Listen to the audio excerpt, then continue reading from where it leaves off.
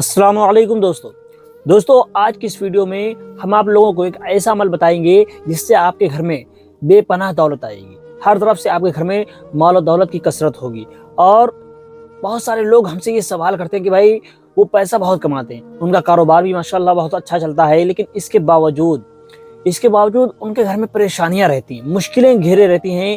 یعنی پیسہ آتا تو ہے لیکن بچتا نہیں، بہت زیادہ پریشانیاں رہتی ہیں۔ تو دوستو آج کی اس ویڈیو میں ہم 3 عمل بتائیں گے۔ پہلا عمل اس لیے بتائیں گے کہ آپ کے گھر میں جو پیسہ آتا ہے، آپ کے رزق میں، آپ کے پیسوں میں برکت کیوں نہیں ہوتی، یعنی پیسے میں بچتا کیوں نہیں ہے۔ اور دوسرا عمل اس لیے بتائیں گے کہ آپ کے گھر میں بے پناہ مال و دولت آئے، یعنی آپ کے گھر میں پیسے کی کمی نہ ہو۔ اور دوسرا عمل اس لیے بتائیں گے کہ آپ کے گھر سے جو بھی مشکلیں ہیں، جو بھی دشواریاں ہیں یا رزق کی جو بندش ہے وہ ختم ہو جائے، اس کے لیے بتائیں گے۔ دوستو سب سے پہلا عمل ان لوگوں کے لیے ہے جن کو یہ شکایت رہتی ہے کہ ان کا کاروبار ماشاءاللہ صحیح چل رہا ہے اور پیسہ آتا بھی ہے لیکن پیسہ بچتا نہیں ہے۔ تو آخر ایسا کیا کریں کہ پیسہ بچے، پیسے میں برکت ہو، پیسے میں آخر برکت کیوں نہیں ہے؟ تو دوستو سب سے پہلی بات ان لوگوں کو یہ معلوم ہونی چاہیے کہ اللہ تعالیٰ نے ہر مسلمان پر زکوٰۃ کو فرض کیا ہے، اور جب ہم زکوٰۃ نہیں دیتے ہیں تو پھر ہمارے مال میں برکت بھی نہیں ہوتی۔ تو جب ہم زکوٰۃ نہیں دیتے ہیں تو زکوٰۃ کا جو پیسہ رہتا ہے نا، زکوٰۃ ادا کرنا ضروری ہے، ہر انسان کے لیے ضروری ہے۔ بھئی اگر ہم کوئی چیز مال کما رہے ہیں، اگر ہمارے ارننگ ہو رہی ہے، ہمارے پاس ارننگ کا سورس ہے، بہت زیادہ ارننگ پیسہ آ رہا ہے، پیسہ ہمارے پاس محفوظ ہے، اس کا وقت ہو گیا ہے، تو 2.5% ادا کرنے میں ہمیں کیا دقت ہے؟ بھئی اگر ہم نے جتنا بھی کمایا ہے، اگر مان لیجیے آپ نے 1 لاکھ روپیہ سال بھر ہو گیا، آپ کا بچت میں آپ کا 1 لاکھ روپیہ آیا ہے، اب اس میں سے اگر 2,500 روپے آپ نے زکوٰۃ کے نکال دی تو کیا جائے گا؟ کچھ نہیں جائے گا۔ لیکن وہی جب ہم زکوٰۃ نہیں نکالتے ہیں تو اس کا ہم سے کس طرح سے نکلتا ہے؟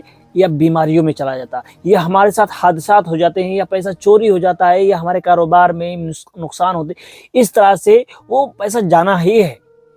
آپ ادا کریں تب بھی جائے گا، اگر نہیں کریں گے تب بھی وہ پیسہ جانا ہی جانا ہے۔ تو اس لیے آپ خوشی سے ادا کریں، اس کا آپ کو ثواب بھی ملے گا۔ اور جب آپ کے اپنے آپ جائے گا تو اس کا ثواب نہیں ملے گا، چوری ہو رہا تو اس کا ثواب نہیں مل رہا ہے آپ کو۔ تو اس لیے چاہیے کہ زکوٰۃ آپ خود ادا کر دیں، تو انشاءاللہ آپ کی یہ مشکلیں نہیں آئیں گی، آپ کے پیسوں میں برکت ہوگی۔ اور دوسرا عمل ان لوگوں کے لیے جن کے پاس پیسوں کی تنگی رہتی ہے، تو آپ نے کرنا یہ ہے کہ سب سے پہلے آپ نے نماز کی پابندی کرنی ہے۔ یاد رکھیں کہ نماز کی پابندی کے بغیر آپ کی کوئی بھی عمل، کوئی بھی دعا، کوئی بھی کام ادھورا ہی رہے، وہ پورا نہیں ہوگا۔ تو اس لیے چاہیے سب سے پہلے آپ کو نماز کی پابندی کرنی ہے، اور اس کے بعد میں آپ نے عشاء کی نماز کے بعد جب آپ پوری نماز سے فارغ ہو جائیں تو آپ اپنی اسی جگہ پر بیٹھے رہیں، اور اس کے بعد میں آپ نے سب سے پہلے 11 مرتبہ درود شریف پڑھنی ہے۔ ویسے آپ کوئی بھی درود شریف پڑھ سکتے ہیں، لیکن سب سے بہتر ہے کہ آپ درود ابراہیمی پڑھیں۔ درود ابراہیمی کون سی ہے؟